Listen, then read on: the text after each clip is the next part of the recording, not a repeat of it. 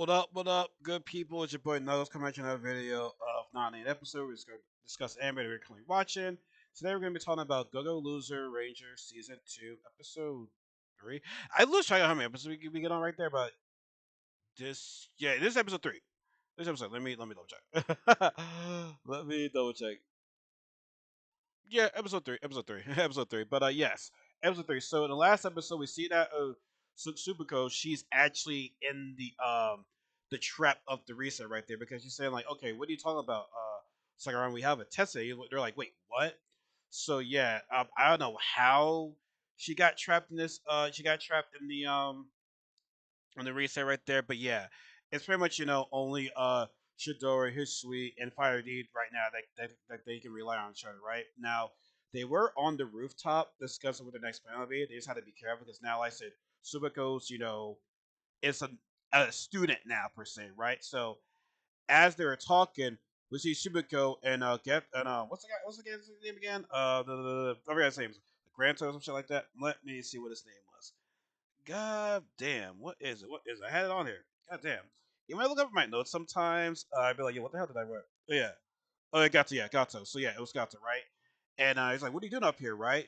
This is school. This is a violation of what? And Chidori time's like, no, that's the rules. The rules say on the in this book right here, and it's like, oh shit, it is rare that we can't get up here right there. And so we actually see, the principal and history actually, remember what the guy looked like, and then bang, they were reset because the guy said, that's a violation of the rules right there. So they reset it, right? So history immediately runs over to the principal's office because she realized who that person was. And as she's going to the principal's office, both Shidori and Sagarama had to have a talk. So we see that History goes to the principal. She's like, "Wait, are you Wakaba?" He was part of the team that was searching into Magatia a couple years ago, right? He was part of the search team, but they disappeared. And she was like, "Hey, Mary's return right there." It's like, "Yeah, I believe so." Yeah, so History is like, "Okay, let me help you right there, right?" And so I got Wakaba's like, "I'll help you." And granted, she's still skeptical of the whole situation right there, right? And Wakaba tries to attack her, and History knows, okay, yeah, I don't know who you say you are right there, right? So clearly, this is the work of Magada, this is the stake that's able to create illusion because Shidori said to Sakurama that boss monsters are able to disguise themselves as humans, to blend in, to disguise themselves, right? So as he's talking to them, they're actually fighting, and Alchemist's able to use this, the artifact right there. He's able to create all these rock stone called walls right there, right? And Hisui, they only she said a chance, right? It's not the first time she actually fought an artifact like this. The other member that was disappeared when they were years ago, she used it on History, right? And History got defeated.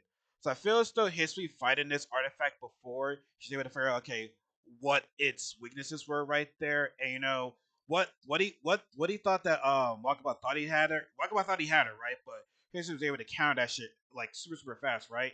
And he able to dash through him right there, right? Stabs him out the window, right? As they're falling, and he was like, "Okay, that's a violation." And History stops him right there in the throat, right there, and he was getting ready to die. Like it was this fight was almost over right there. Like History had him where he went right there, and he even acknowledged that yo, it's over right there, right? But somebody saw those two falling, and she's like, "What are you doing right there? That's violation rules right there." And bang, the reset happens and Hisui is pissed.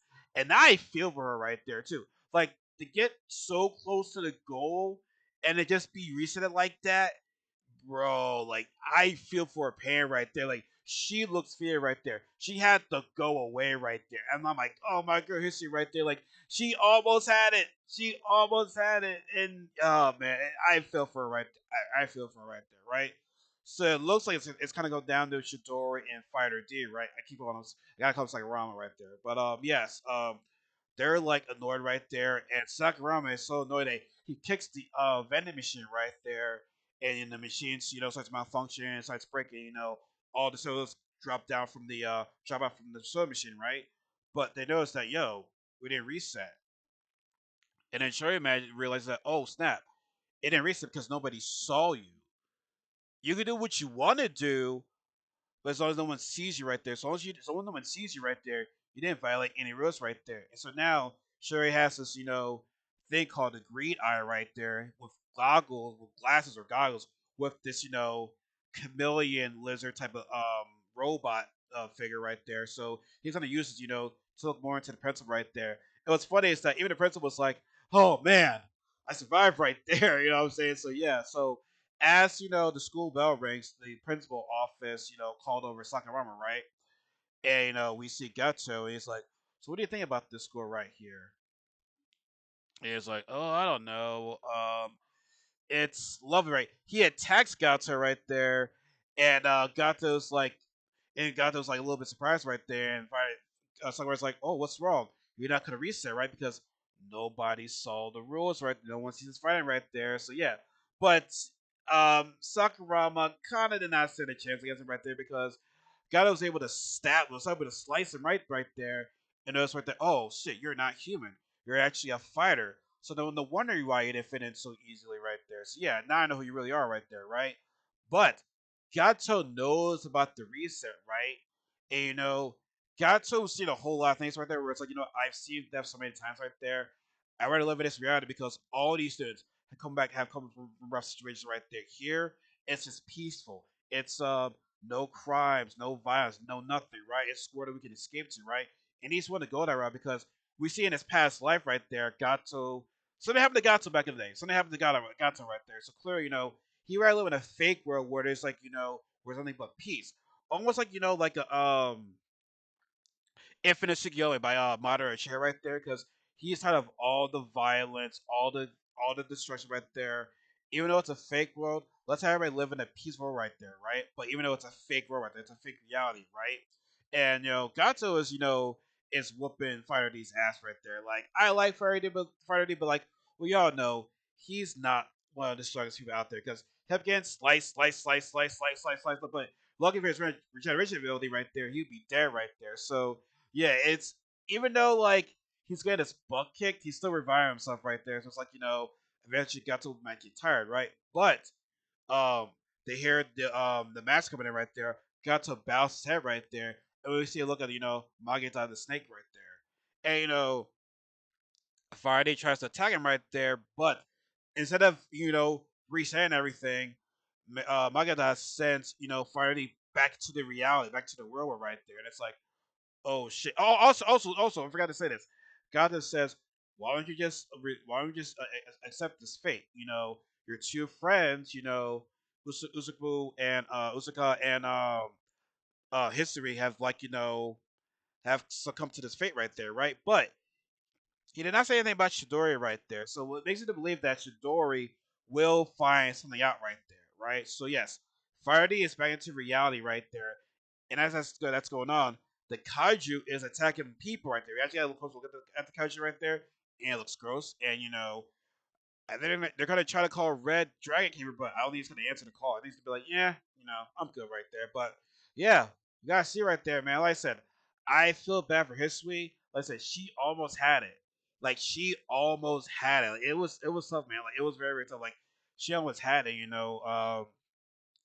She got the job short right there. Got to come up short, but we'll see how it ends right there. We'll see how it ends because now Friday he has to go back into that fake reality right there and help them out, or else he'll be stuck there forever. But like I said, Shidori still has his his greed eye right there. He's gonna do whatever he can, to figure out more about the principle and how to break this rewind curse right there. So yeah, I'm liking this. So like I said, hey, I like History, man. Like History is a badass right there. Like I said, I liked her a little bit in season one, but now I feel as though in this season she's more of the she's part of the main cast in the season right there. So I'm looking forward to see what more she can do right there. But as always, folks, let me know what you think about this episode. In the comments below. Like the video, also subscribe. Be one part of this family.